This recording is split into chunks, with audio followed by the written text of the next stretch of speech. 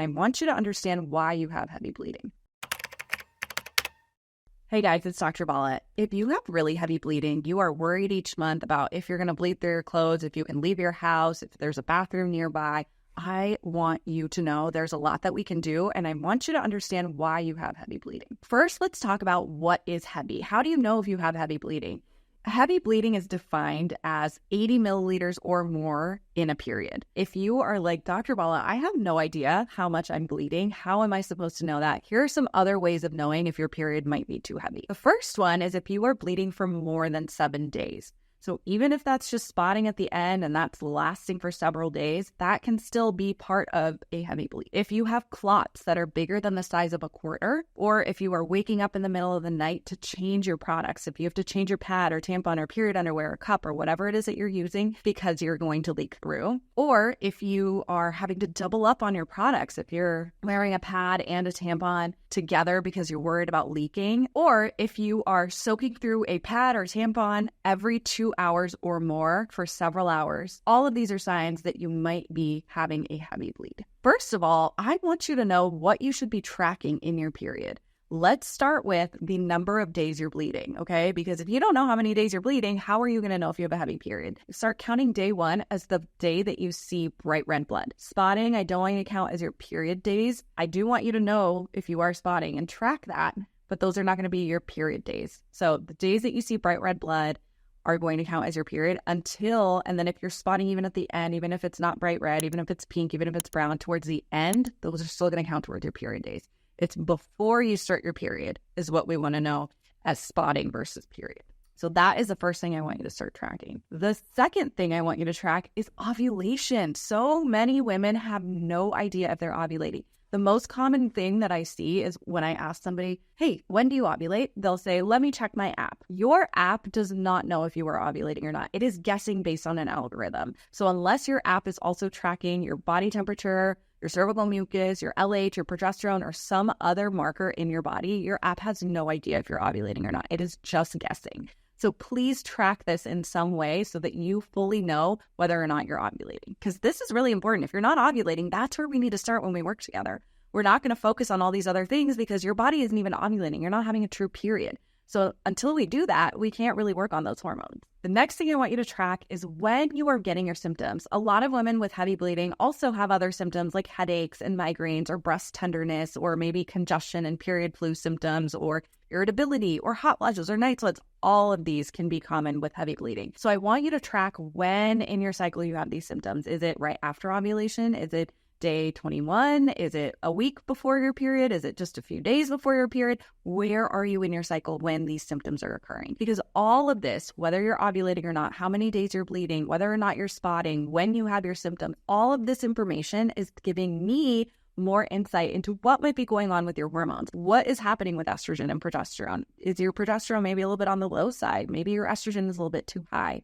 Or maybe your follicular phase is a lot longer than we want it to be, and the luteal phase isn't lasting quite as long as we need it to be. That's telling me progesterone might not be staying elevated long enough, or that it's not getting high enough. There's so many different things that we can glean just from you tracking these parts of your cycle. So I want to talk a little bit about estrogen dominance. A lot of you have heard this term estrogen dominance, and you might have self-diagnosed yourself with estrogen dominance, but let's get into what that is. There's 3 different types of estrogen dominance that you can have, and this isn't necessarily clinically accurate. So the first kind of estrogen dominance you can have is low progesterone, meaning estrogen levels look fine. Your estrogen levels are normal in your luteal phase. All of this is in your luteal phase. So your estrogen levels are normal, but progesterone levels are just not where we need them to be. And so you might notice if you have adequate estrogen levels but low progesterone, you might notice trouble getting pregnant, trouble staying pregnant, recurrent miscarriages. You might notice irritability, or you might notice a lot of fatigue during this time. You might notice breast tenderness. These are all things that are associated with low progesterone, even though estrogen is. Then the second type is going to be high estrogen. So your estrogen levels in your luteal phase are high, but your progesterone levels are normal. They're where we want them to be, which is ideally above 15 at the peak of your luteal phase. And then the third kind is a combo of both of these, where estrogen is high and progesterone is low. These women are having a really tough time, and this is typically what I see with heavy bleeders, is you have high estrogen and low progesterone. And so you're going to have heavy bleeding You're going to have night sweats. You're going to have hot flashes. You're going to get the period flu. You're going to have maybe some pain and cramping associated. You're going to feel moody and irritable. You're going to feel maybe low and just dragging yourself. You might also have fibroids or cysts or a history of either of these if you have low progesterone and high estrogen along with heavy bleeding. So why are you getting heavy bleeding? What caused this? I want you to think about your estrogen metabolism like a bathtub, okay? So there's going to be 3 parts to this. So the first part is going to be the faucet, the water coming in. Then we have the bathtub drain. And then we have the pipeline or the sewer line out of the house. So these are the 3 parts of the bathtub. And these are the 3 parts of estrogen metabolism. So the water coming in is going to be your liver, everything that your liver is having to process. So everything you're eating, everything you're drinking, everything you're putting on your skin and absorbing, all the medications you're taking, all the supplements you're taking, anything you're breathing in the air, all of that is getting processed by your liver, and that is represented by the water flow coming in, okay? So keep that in mind. The second thing is the drain in the bathtub. This is going to be everything your liver has processed, has metabolized, and is now sending out to the pipeline out of the house for excretion, aka your gut, your kidneys, your skin, all those modes of elimination. So what is the pipeline and the sewer line out of the house then? That is your modes of elimination. In particular, for estrogen metabolism, it's going to be your gut. So that pipeline out of the house is your gut. It is what is eliminating everything. It's getting rid of everything. So I want you to think about a couple of things. What happens if that water pressure is really high? If the water coming in is too high to match how the drain is draining or the pipeline out of the house is going, if your environment is really toxic, you live in the city, there's a lot of air pollution, you drink a lot of alcohol, you eat a lot of fried food, greasy food, processed foods, you're not exercising, we're not moving, we're not drinking enough water. All of these are environmental things that are taking a toll on our liver. So that's the water pressure coming in. We just turned it on. That water is blasting and the drain is having a hard time keeping up with it. So what's going to happen? That bathtub is going to overflow. Okay, now I want you to think about, okay, the water's fine. I eat clean. I drink a lot of water. My environment, like my air quality, great. All of that's good. The drain is clogged. Your liver metabolism isn't working as well as we'd like it to. Maybe you're not getting enough nutrients, or maybe something else is going on with your liver metabolism. Maybe you have a COMT issue. You have a methylation issue, right? All of that is going to cause clogs in that drain. So what's going to happen? Even if the environment is great, even if you're doing all the things and the water pressure is fine, even though the pipeline out of the house is working great, your bathtub is still going to overflow. And same thing for the pipeline out of the house, right? So say your liver metabolism is great, your environment is great, but your gut is a hot mess. You are constipated, or you have diarrhea and loose stools and urgency, or you have gas and bloating all the time. You have reflux, like something's up with your gut. All of those are still going to be factors for your tub overflowing because things are not getting eliminated properly. That is how I want you to think of your estrogen metabolism. 2 of those parts are happening in the liver. The 3rd one is happening in the gut. And that is why it's so important to not only address your gut health, but also your liver health and your environment. What are you eating? What are you breathing? How are you moving? What's the air around you like? How clean is your water? All of these are important, just like how's your liver metabolizing that estrogen? How is your gut excreting that estrogen? It all factors into why estrogen is not getting out of your body and you have a heavy bleed. And remember, the reason that we have such a heavy period from estrogen being elevated is because estrogen helps to stimulate this uterine lining to grow thicker. And so the more estrogen we have, the more stimulation we have, the thicker this lining is, the more we have to shed. Remember, your period, all of that blood you're bleeding is your endometrial lining shedding, okay? The thicker this is, the more we bleed. The more estrogen we have, the thicker this is. So how can we support our liver metabolism and our gut? There are lots of different ways we can support our liver metabolism. The first thing is circulation. I want you to move your body. I want you to do castor oil packs. I want you to do contrast hydrotherapy. I want you to focus on getting more water. I want you to jump around, move that lymphatic fluid, get that blood flowing, however you need to do it.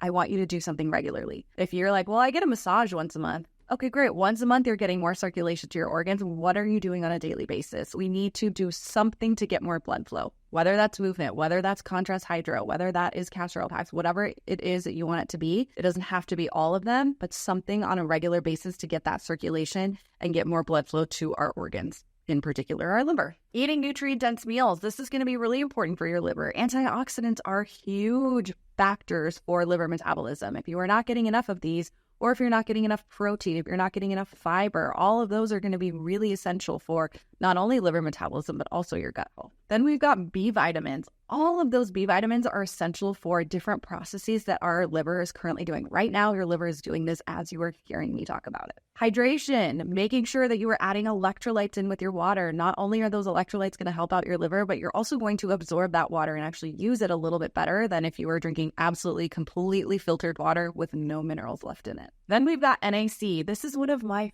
favorite nutrients. NAC is really great as a precursor to glutathione, which is an antioxidant that your liver thrives on. And NAC is much more affordable than glutathione, so that's a win right there. And NAC is not only an antioxidant, it's also an antiviral. It helps with breaking up mucus. So if you have fertility issues, it can help with cervical mucus. It can help with if you have congestion or allergy issues. It will help break up your mucus there. It's also really helpful for if you are sick. And again, really great for liver metabolism. So NAC is one that I absolutely love. Just make sure to check in with your doctor before adding in supplements. Those are all ways that we can support our liver health. How can we support our gut health? The first thing I want to talk about is stress management. A lot of us have gut issues. A lot of us have bloating and dysbiosis and gas and irregular poops or whatever it might be. And the biggest thing that I see that is common for everyone are your stress levels. Guess what stress does?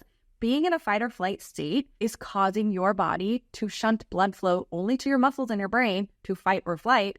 And we are not getting that blood flow to our organs, which is great if we're actually running or fighting something, but most of us are not needing that extra support throughout the day all the time. Yet our nervous system is still stuck in that fight or flight state. So then we don't have enough blood flow to our gut, to our liver, to all of our organs that we need on a regular basis. So help your body get into that parasympathetic state as often as you can, whether that is breathing, whether that is slowing down, whether that's closing your computer when you're eating a meal, or taking a couple breaths before you sit down to eat, or putting your fork down in between bites. There's so many ways of helping our digestion, helping our circulation, and getting into a parasympathetic state prior to a meal or just throughout the day. The next thing is going to be addressing dysbiosis. If you have issues with parasites or SIBO or bacteria, some other bacterial overgrowth, fungal overgrowth, whatever it might be, for whatever reason, we need to address this because that is impeding your estrogen metabolism. That is a factor for that sewer line being backed up. So if your sewer line is backed up, your tub is going to overflow. That estrogen is just going to keep coming back into circulation instead of getting out of your body. And we're going to start to see heavy bleeding and all those other symptoms of estrogen dominance.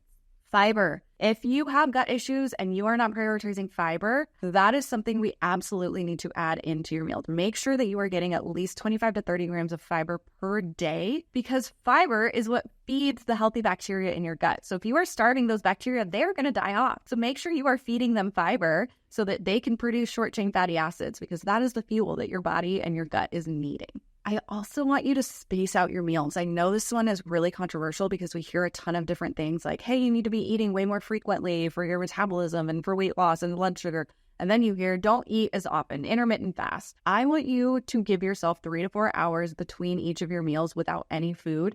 If you struggle with dysbiosis, if you struggle with gas, bloating, gut issues in general, because activating that motor migratory complex is going to be very important. And the way that we do that is by not eating for 3 to 4 hours between each of our meals. Addressing your gut and your liver are so important for estrogen metabolism, for making sure that your bleeding starts to come down. Usually within about 3 cycles, once we've worked on estrogen metabolism in your gut and your liver, we notice that you have less bleeding. And not only that you have less bleeding, but that you have less PMS symptoms leading up to your period as well. So if you're someone who's like, I really only have 1 good week a month, let's chat. Schedule a discovery call and we can talk a little bit more about how we can focus on this for you and what kind of tools we will use so that you can have better periods. If you liked this video, you'll probably like the next one. Go check it out here.